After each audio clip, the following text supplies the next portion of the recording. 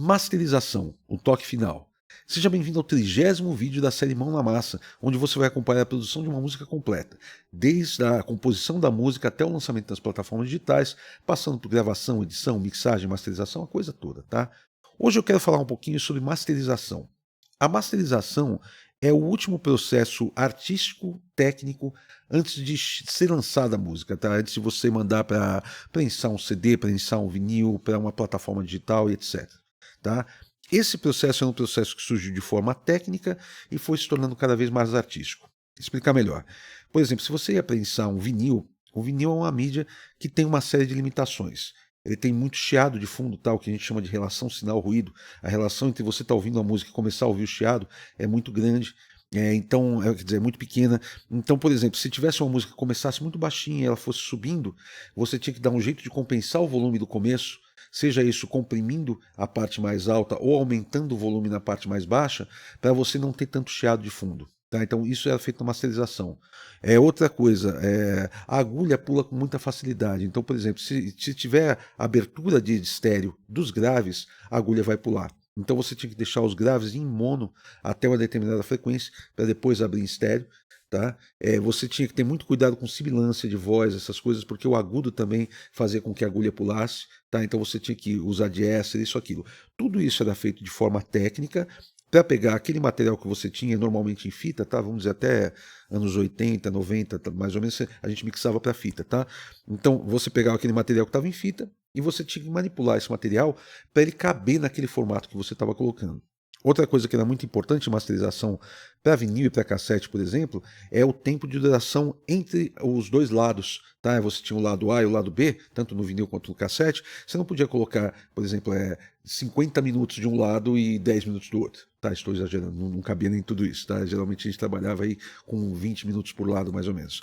E, então você pegava uma música, por exemplo, você pegava uma série de músicas que você queria numa sequência, ia colocar 6 músicas de um lado e 4 do outro, mas essas músicas davam mais tempo? Não, então a gente tinha que mudar essa ordem desse disco para caber. Outra coisa também, uma limitação do vinil, a qualidade de áudio das bordas, tá, da parte de fora do vinil é melhor do que da parte de dentro. Então, geralmente, as músicas mais importantes se colocavam da parte de fora. Era comum você pegar alguns discos que os dois principais singles fossem a faixa 1 do lado A e do lado B. Tá? Então, tudo isso tem a ver com masterização também. E aos poucos foi se percebendo que dava para se fazer acertos artísticos também, tá? De você ouvir uma música, por exemplo, que tinha muito grave e outra música que faltava grave. E você ia fazer o corte do vinil, ou ia fazer isso para um CD, etc. E você falava, não, vou tirar um pouco do grave da primeira música e vou colocar mais grave na segunda. Tá? Vou acertar a disparidade de volume, vou acertar a disparidade de graves, médios, agudos, tá? Equalização, sibilância, uma música de repente a voz sibilou demais, tem os S saltando demais, na outra música não aconteceu isso, tá? Então isso também dá para ser tratado na masterização, tá? Eu tenho feito na masterização, basicamente eu tenho feito só volumes, tá? Porque eu resolvo a coisa toda na mixagem. Deixa eu compartilhar minha tela aqui, ó. Nessa música, O Homem Máquina, tá? Vou colocar para tocar um trechinho aqui. Engole o choro sem pedir socorro, respira fundo e vai aceitar, sem questionar, programado pra obedecer, concordar sem nem pensar.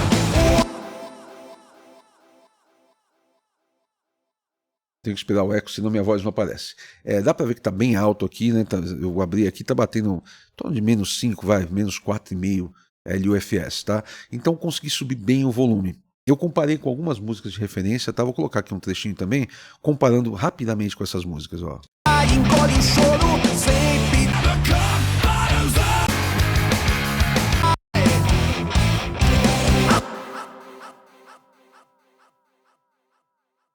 A minha ideia, eu já fiz um vídeo sobre referências, tá? Chegar mais ou menos num volume parecido com essas músicas e também na equalização parecida, tá? Graves, médios, agudos, o punch da música no geral e tudo mais, tá? Então já fiz esse trabalho quando eu comparei com referências.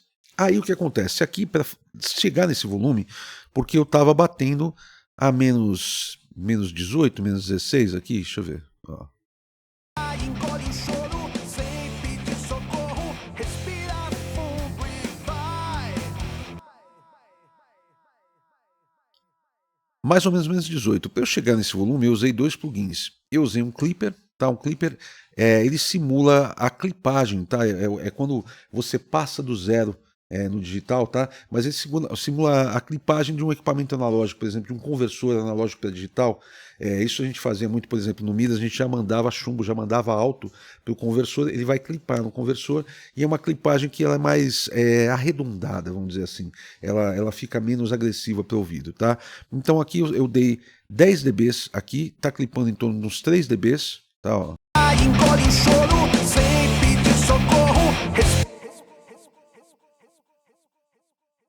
E aí eu tirei 3 na saída dele, porque eu não queria que fosse com tanto gás para o próximo plugin, que é o limiter, tá? Então eu tô ganhando 7 dBs aqui, vai. Eu dei, entrou com 10, saiu com 3, tô ganhando 7 dBs aqui. E aqui eu tô entrando com 7 e tirando mais um. Então ganhei 7 dBs aqui, mais 6 aqui, tá? 7 dBs aqui, mais, ali, mais 6 aqui. Então eu consigo chegar no ponto que eu quero aqui. O limiter, ele vai limitar mesmo a saída, tá? Eu tô tendo uma limitação aqui de uns 5 dBs, alguma coisa assim, deixa eu ver. Engole o choro sem pedir socorro. Respira fundo. Uns 6 dBs, mais ou menos, tá? Com isso eu consigo chegar no volume que eu queria. Ah, mas Paulo, precisa trabalhar tão alto? Não precisa mais, tá? As plataformas digitais, por exemplo, no Spotify, se você pegar simplesmente instalar o Spotify e sair tocando, ele vem com uma normalização de volume ligada, que normaliza a menos 14 LFS. Entenda bem, isso não é uma regra. No Spotify, se você procurar, você não vai ver eles falando você tem que mandar a menos 14. Não existe isso. Mesmo porque, se você pegar uns caras chatos que nem eu, que entram no Spotify e desligam a normalização para ouvir como foi mandado o material, aí você pode ter problema porque uma música vai ficar alta pra caramba, tua música de repente vai ficar baixa. Tá? E outra coisa, se pega um cara chato como eu que coloca, de repente, para ouvir no volume mais alto do Spotify, ele pensa menos 8 LUFS. Tá? Então ele vai aplicar compressão para poder chegar. Se você mandar menos 14, ele vai aplicar compressão nos picos para poder chegar. Aí ele vai alterar o seu som. Tendo o seguinte, eu mandando que nem eu estou aqui a menos 6, menos 5, ele vai baixar o volume para chegar a menos 14. Ele não vai aplicar uma compressão de áudio. Tá? São duas coisas diferentes, né? Você tem a compressão de data, né? de informação, né? A compressão de MP3, por exemplo, e você tem a compressão de áudio, tá? Que é isso que a gente está fazendo aqui com clipper, limiter e tal, é uma compressão de áudio. Ele não vai aplicar a compressão de áudio para baixar o volume, ele vai baixar o volume. Tá? Então, assim, por que eu faço tão alto? Porque eu gosto. Porque eu acho que o som fica interessante, eu acho que dá eu chamo de caráter de urgência, né? Um negócio, uma raiva que parece que tá vindo da música, que eu gosto, assim, e eu percebi que a galera lá de fora não maneirou a mão, não. Se você pegar o material aí Bom, o que eu tô comparando aqui é Nickelback e Green Day, são coisas mais antigas, assim, Green Day acho que 2004, esse Nickelback eu acho que 2011, 2012, não sei, alguma coisa assim, mas mesmo assim, se você pegar as coisas atuais deles, são bem altas, tá? Então eu não arredei o pé, mesmo porque eu consigo fazendo um volume alto sem prejudicar demais a qualidade final. Se você sentir que está prejudicando, pode recuar. Tá? Você fazer a menos 14 não é um problema, a maioria das pessoas, mas quando eu digo a maioria, é absurda, esmagadora, a maioria das pessoas vai colocar para tocar e não vai mexer em mais nada. Tá? Então, pouquíssima gente sabe que você entra numa engrenagemzinha e você vai lá e muda isso no Spotify ou qualquer outra plataforma. Tá? Então, isso não é um grande problema. Mas assim, tenta fazer a menos 10, sei lá, alguma coisa assim. Tá? Que funciona bem. Aqui foi o que eu fiz basicamente. Só que acontece o seguinte, quando você aplica essa limitação, esse clipping, o limiter, algumas coisas da mixagem não soam como estavam soando. Por isso que eu gosto de ter a mixagem aberta aqui, que é muito comum, por exemplo, eu ter que levantar 1 dB da caixa. A primeira coisa que eu sinto mudança assim na pegada é a caixa. É muito comum eu ter que baixar 1 dB das guitarras, o que está aberto em estéreo, guitarras, pratos, de repente, de bateria eu tenho que baixar 1 dB. É alteração mínima, tá? Mas é coisa que quando eu comparo, eu falo assim, nossa, ficou. A caixa sumiu um pouco, deixa eu subir 1 dB aqui. Opa, agora a caixa, se eu comparar com a referência, pô, tá legal. Pô, os pratos estão meio estridentes agora, a guitarra está meio estridente, deixa eu baixar um pouquinho, aí chega num acordo. Sabe? Então eu mexo em algumas coisas da mixagem para melhorar a masterização. Tanto que se você mandar uma música sua para eu mixar, mesmo que você for masterizar com outra pessoa, peraí, Juninho, meu cachorro ele briga com a gatinha, entendeu? Então eu tenho que ficar coordenando aqui as coisas. O que acontece? Se você mandar para eu mixar uma música e você for mandar para eu masterizar com outra pessoa, mesmo assim eu vou fazer a masterização, tá? Eu vou fazer essa clipagem, limiter e tudo mais, e vou chegar num acordo, eu vou desligar o clipper e o limiter e vou te mandar a música mixada sem a masterização. Se você quiser, eu mando masterizada também, tá? E você pode mandar para fazer com outra pessoa, tá? Por quê? Porque ali eu tenho certeza que na hora que a pessoa tentar puxar volume, tentar puxar o que precisa, vai faltar essas coisas? Não, então já preparo aqui. Eu já mando prontinho, tá? Então, assim, espero que tenha clareado um pouco do que é a masterização, de como ela funciona, tá? E, assim, até no meu curso Mixando a Sua Música, eu faço a masterização de todas as músicas, são 52 músicas, né, que eu faço. E teve um aluno que chegou uma vez e falou, pô, mas eu pego uns vídeos de pessoas masterizando usando 10, 12 plugins, tal, né? E eu tô vendo aí que você tá usando 2, você tá clipando e limitando só. Eu falei, você tá achando que o resultado tá inferior? O resultado tá aquém do que poderia ficar? Não, tô adorando o resultado. Eu falei, se não tá quebrado, para que consertar? Né? Para que mexer no que não precisa mexer? Se com 2 plugins eu estou conseguindo ter um resultado bom, por que eu preciso de 12? Ah, mas então quem coloca 12 plugins numa masterização está errado? Não, não, isso é muito relativo, porque eu posso pegar um material para masterizar, de repente você mixou na sua casa esse material, você me mandou, eu estou ouvindo e estou vendo muitos problemas que eu preciso consertar, e eu vou abrir mais plugins para consertar isso, entendeu? Sem problema nenhum.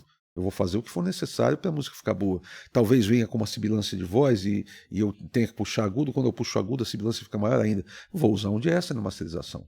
Talvez eu precise usar alguma coisa de equalização em MS, tá? Equalização em middle side, né? Meio e lados, né? Então, por exemplo, as guitarras, de repente, está faltando brilho, está faltando agudo, e a caixa, bumbo, essas coisas estão tão bons em agudo e grave, que estão no centro, entendeu? Então eu subo agudo e médio nos cantos e não no centro, sabe? Então é muito relativo quando eu pego um material de outra pessoa para mixar. Por isso que eu falei, quando é um material que eu mixei, eu trabalho de forma mais simples. Se você quiser saber mais a respeito disso, eu tenho esse curso Mixando a Sua Música. Tenho versões com 2, com 13, com 26 e com 52 músicas. Eu mixei músicas dos próprios alunos, tá? É bem legal, bem completinho, mas eu só falo para você pegar esse curso se você quiser realmente aprender a mixar, porque é muito material. Tá? É muito material para estudar seriamente mesmo. Tá? Então vou deixar um link aqui na descrição desse vídeo. Se você quiser que eu faça uma mixagem da sua música, entre em contato pelo nosso WhatsApp, vou deixar aqui embaixo também. Se você quiser uma consultoria comigo, tá? Pô, você está mixando o teu trabalho, está finalizando o teu trabalho, você está com dificuldades aí, tá faltando um tantinho para chegar ali, entre em contato também pelo WhatsApp que a gente marca isso. E lembrando que ainda está rolando a rifa dos meus monitores da Neumann, tá? Os monitores KH120, também vou deixar um link aqui na descrição do vídeo. A gente se vê semana que vem. Valeu!